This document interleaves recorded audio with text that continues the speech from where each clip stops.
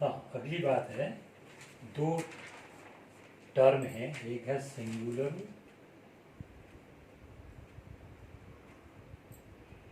Matrix.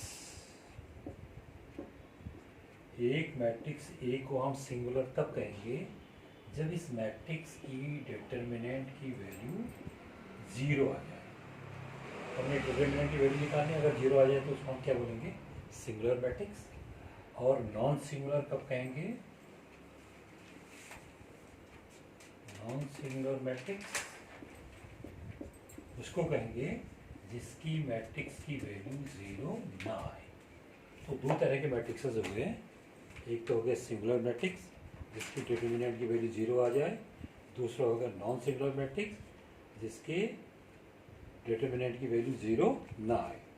और एक चीज़ और देखिएगा, अगर ए और बी दो मैट्रिक्स हैं और दो के दो नॉन सिंगुलर मैट्रिक्स हैं, तो हमारे पास रिजल्ट आता है कि अगर हम ए बी निकालें, ए इंटू बी निकालें और बी इंटू ए निकालें, ये दो के दो आपका चेहरा दिख ही नहीं रहा हैं। चेहरा कहाँ दिख रहा है आपको? अभी नहीं आ रहा, जब मैं आगे जा रहा हूँ यहाँ तो अब तो दिख रहा होगा। नहीं।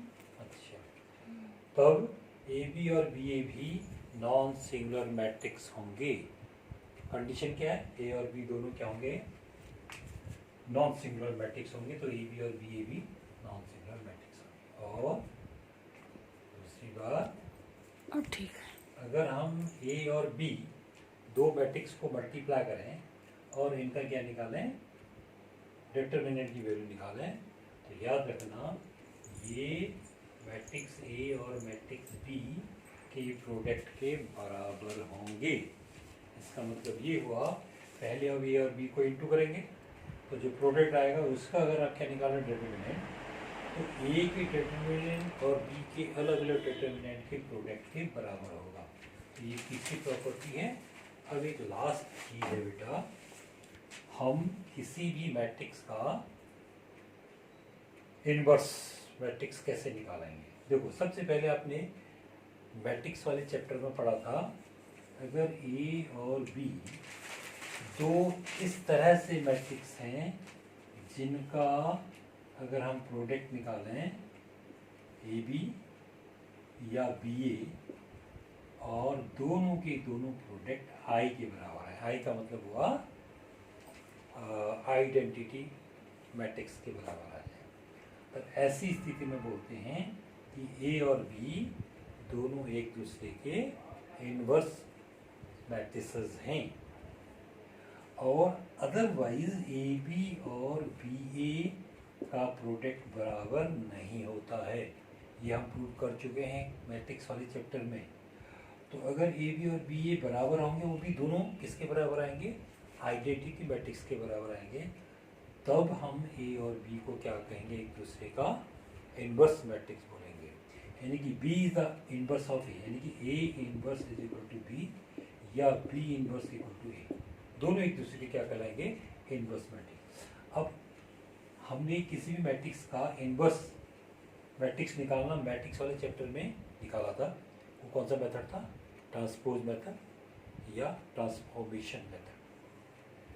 लेकिन यहाँ हम अर्जॉइन मेथड से एक दूसरा मेथड है उससे निकालेंगे ए इनवर्स, याद रखेंगे। तो A inverse is equal to 1/a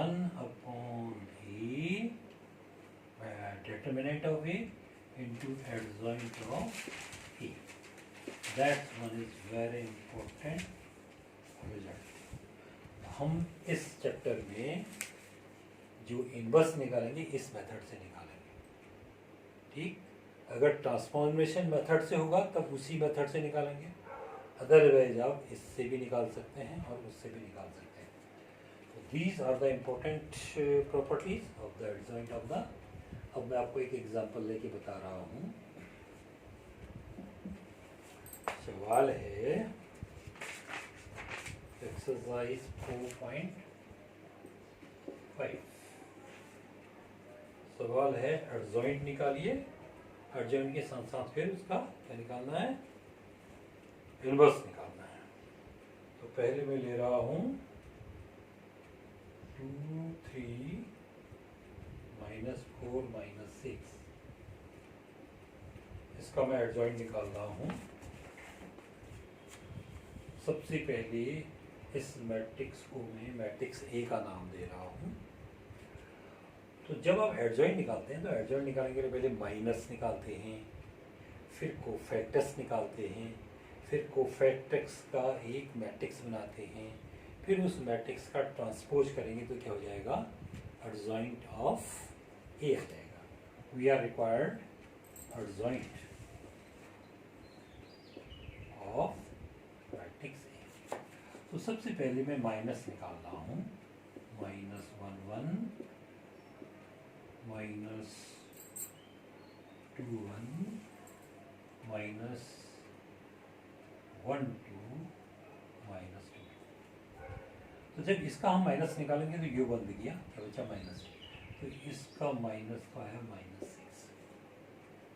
जब इसका निकालेंगे तो ये बंद किया, बचा 3, तो इसका माइनस आया 3। इसका निकालेंगे तो ये बंद किया तो -4, और इसका निकालेंगे तो 2, तो ये तो निकल गए माइनस। अब कोफैक्टर कैसे निकालेंगे, कोफैक्टर यानी कि दैट इज A11।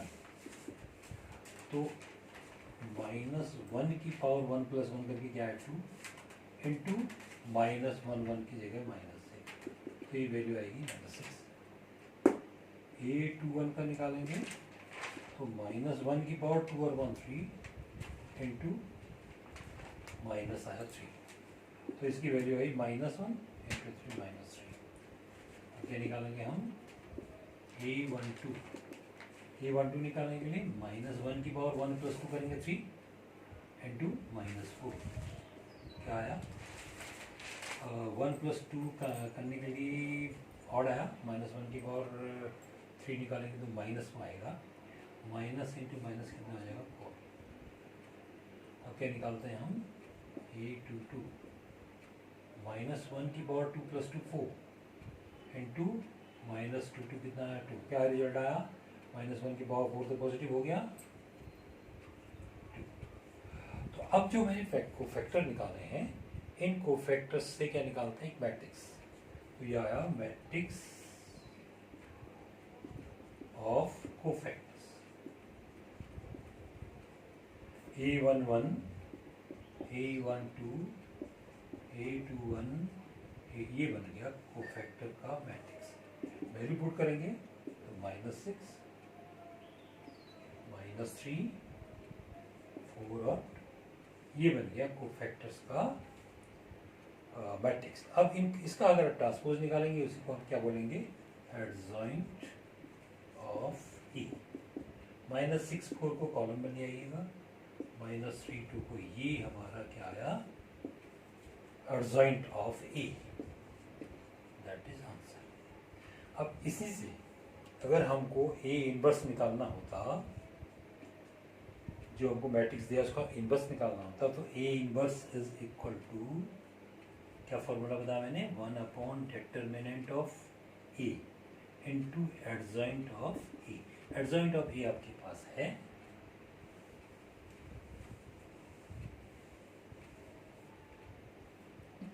तो ए इनवर्स इक्वल टू, अब हमारे पास ए कहाँ था, ए नोट किया नहीं किया, मेरे पास ए है 2 3 -4 -6, ये ए। अगर इसका हम डिटर्मिनेंट निकालें तो ये this product minus this product, ये प्रोडक्ट निकालेंगे तो कितना आएगा -12, ये प्रोडक्ट निकालेंगे तो -12 +12, जो किसके बराबर है, 0 के बराबर। देखो अगर डिटर्मिनेंट ऑफ ए की वैल्यू 0 आ गई तो हम क्या कहेंगे कि ये सिंगुलर मैट्रिक्स है, और सिंगुलर मैट्रिक्स के लिए उसका इन्वर्स एग्जिस्ट नहीं करेगा। ओके, क्यों, रीजन क्या आया, क्योंकि डिटर्मिनेंट ऑफ ए की वैल्यू क्या आई, 0 आ गई। ये कितनी देर का बना।